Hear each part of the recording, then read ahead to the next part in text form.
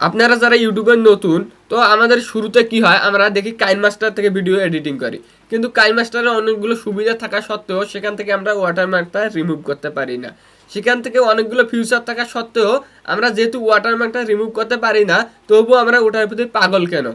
তো আজকে আমি আপনাদের এমন একটি অ্যাপস দেখাবো যেটার মাধ্যমে আপনি কাইনমাস্টারের মতো হুবহু ভিডিও এডিটিং করতে পারবেন এবং সাথে পাচ্ছেন আপনার ওয়াটারমার্কটা রিমুভ করার সুবিধা।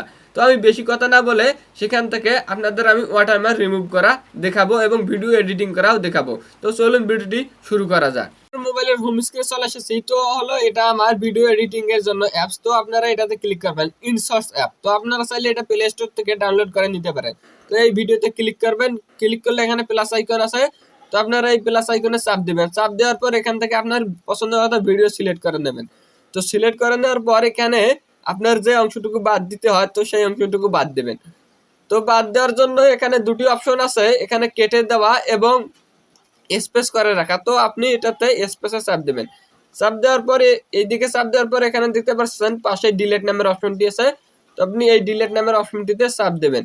চাপ দিলে ডিলেট হয়ে যাবে এবং এইদিকে শেষের দিকে আসবেন। আসার পর আপনি এখানে আপনার মোবাইলের হোম স্ক্রিনটি শেয়ার করার জন্য আপনি এখানে ভিডিওতে চাপ দেবেন।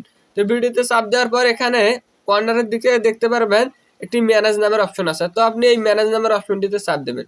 চাপ দেওয়ার পর এখানে আপনার পছন্দ মতো মোবাইলের ফ্রেমটি অ্যাড করার জন্য আপনাকে আগে থেকে এটা ডাউনলোড করে নিতে হবে। তো এখানে চাপ দেওয়ার পর এখানে আবার সিলেক্ট করে দেবেন। তো সিলেক্ট করে দেওয়া হলে দেখতে পাচ্ছেন আমার এখানে এটি ডাউনলোড হয়ে গেল। তো এটা সিলেক্ট হওয়ার পর আপনি এখানে এটার কালার পরিবর্তন করবেন, অর্থাৎ ব্যাকগ্রাউন্ড পরিবর্তন করার জন্য এই আইকনটিতে চাপ দেবেন।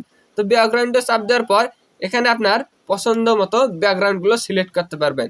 তো দেখতে পাচ্ছেন এইভাবে ব্যাকগ্রাউন্ড সিলেক্ট করা হয়ে গেল।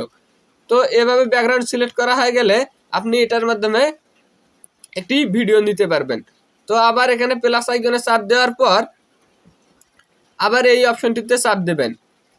এই অপশনটিতে চাপ দেওয়ার পর এখানে আপনার একটি ভিডিও সিলেক্ট করে নিতে হবে, অর্থাৎ আপনার মোবাইলের যে স্ক্রিনটি শেয়ার করা আছে। তো আমি আমার একটা মোবাইলের হোম স্ক্রিন শেয়ার করে নিলাম।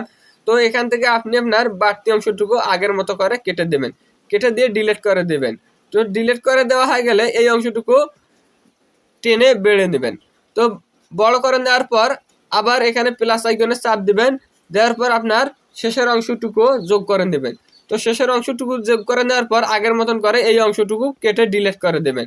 তো ডিলিট করে দেওয়ার পর আপনি একদম যখন আপনার কাজটি সম্পূর্ণ ফুলফিল হয়ে গেল, এখন আপনি করবেন কিভাবে ওয়াটার রিমুভ। তো এখানে দেখতে পাচ্ছেন এই ওয়াটারমার্কটা আছে, তো আপনি এটা রিমুভ করবেন কিভাবে, তো এটাই হলো মূল বিষয়।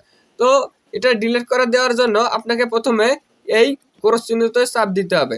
তো চাপ দেওয়ার পর এখানে দেখতে পাচ্ছেন যে আপনার দুটো অপশন আছে, তো আপনি এই অ্যাডটাতে ক্লিক করবেন। অ্যাডটাতে ক্লিক করার পর আপনার এটা অটোমেটিকলি কয়েক সেকেন্ডের মধ্যে ডিলিট হয়ে যাবে। আপনারা দেখতে পাচ্ছেন এখানে আর কোনো ওয়াটারমার্ক নেই। তো এটা ওয়াটারমার্ক রিমুভ করা হয়ে গেলে তো আবার এখানে এটা সেভ করে নেওয়ার জন্য এখানে সেভ অপশনটি দেখতে পারবেন। তো আপনি এই সেভ অপশনটিতে ক্লিক করবেন।